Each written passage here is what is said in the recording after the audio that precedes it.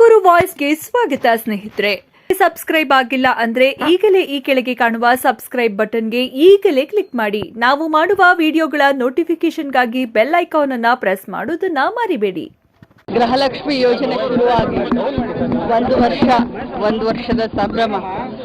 ಈ ಒಂದು ಸಂದರ್ಭದಲ್ಲಿ ಇವತ್ತು ತುಮಕೂರು ಜಿಲ್ಲಾ ಒಂದು ರಿವ್ಯೂ ಮೀಟಿಂಗನ್ನು ಮಾಡಲಿಕ್ಕೆ, ಇಲಾಖೆಯ ರಿವ್ಯೂ ಮೀಟಿಂಗ್ ಮಾಡಲಿಕ್ಕೆ ಮತ್ತು ನಮ್ಮ ಇಲಾಖೆಯಿಂದ ವಿವಿಧ ಯೋಜನೆಗಳ ಫಲಾನುಭವಿಗಳಿಗೆ ಇವತ್ತು ಅವರಿಗೆ ಏನೇನು ಅವ್ರಿಗೆ ಸಿಗಬೇಕಾಗಿರೋದನ್ನ ಕೊಟ್ಟು ಸರ್ಕಾರದ ಅತ್ಯುನ್ನತ ಮತ್ತು ಅತ್ಯಂತ ಪ್ರಾಮಾಣಿಕವಾಗಿ ಮಹಿಳೆಯರ ಸಬಲೀಕರಣಕ್ಕೆ ತೆಗೆದುಕೊಂಡಂಥ ಯೋಜನೆಗಳ ಲಾಭ ಯಾವ ರೀತಿ ಆಗ್ತಾ ಇದೆ, ಯಾವ ಮಟ್ಟಿಗೆ ನಮ್ಮ ಜಿಲ್ಲಾಡಳಿತ ಆಗಿರ್ಬೋದು, ನಮ್ಮ ಇಲಾಖೆ ಕೋಆರ್ಡಿನೇಷನಲ್ಲಿ ಏನೇನು ಮಾಡ್ತಾ ಇದೆ ಜಿಲ್ಲೆಯಲ್ಲಿ ಕೆಲಸ ಅನ್ನೋದನ್ನ ನೋಡಲಿಕ್ಕೆ ಬಂದಿದ್ದೀವಿ.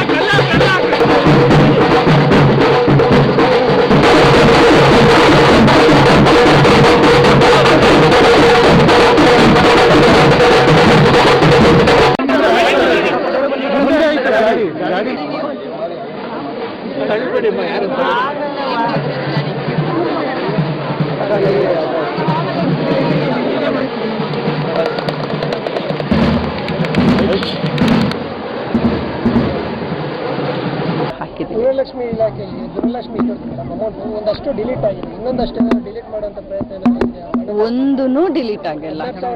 ಒಂದು ಡಿಲೀಟ್ ಆಗಿರೋದನ್ನ ತೋರಿಸಿ ನೀವು.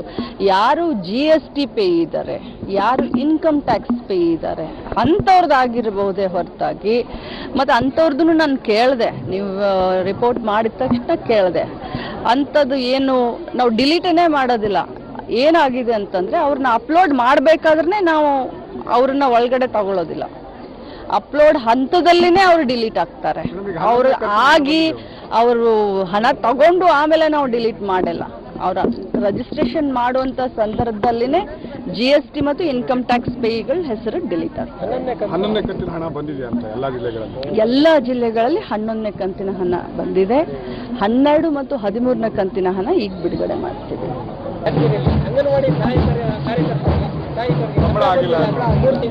ನೋಡಿ, ಸಂಬಳ ಅನ್ನೋದೇನಿದೆ ಅದು ಕೇಂದ್ರ ಸರ್ಕಾರ ಮತ್ತು ರಾಜ್ಯ ಸರ್ಕಾರದ ಅನುದಾನ ಸೇರಿ ನಾವು ಸಂಬಳ ಕೊಡ್ತೀವಿ.